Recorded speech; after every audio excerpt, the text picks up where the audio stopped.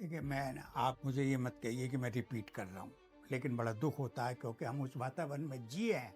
उस वातावरण को हर 5 साल में मेरठ में रॉइट्स होते थे, हिंदू मुस्लिम, पूरा शहर डिवाइड हो जाता, एक हिस्सा दूसरे हिस्से की नहीं बात करता था, जाता था, लेकिन फिर मिल जाते थे। मेरे एक दोस्त एक बार गए मेरठ मेरे पास रॉइट्स के 4 महीने बाद, और उन्होंने देखा रात को 1 बजे भी कढ़ाई में दूध बिक रहा है, चाय की दुकान खुली।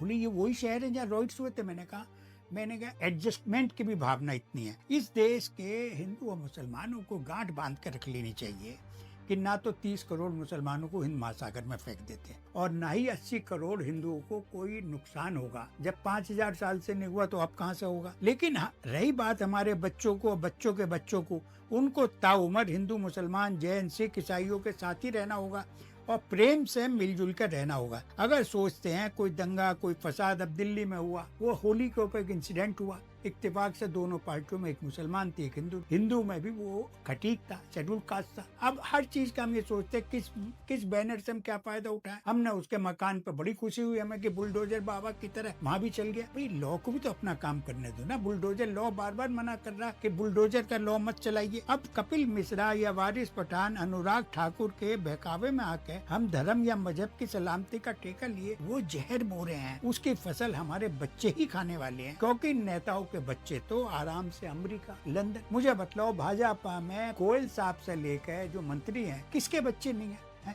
डोवाल साहब के दोनों बच्चे तो बाहर के सिटीजन है। हर पॉलिटिकल पार्टी में ये है। हमारे राहुल गांधी साहब भी अमेरिका ही पढ़ने गए। वो तो मोहल्ले के स्कूल और यूनिवर्सिटी जो स्टेट की है वो तो हम जैसे को लिए थी, इनके लिए तो नहीं, इनके लिए तो अशोका है।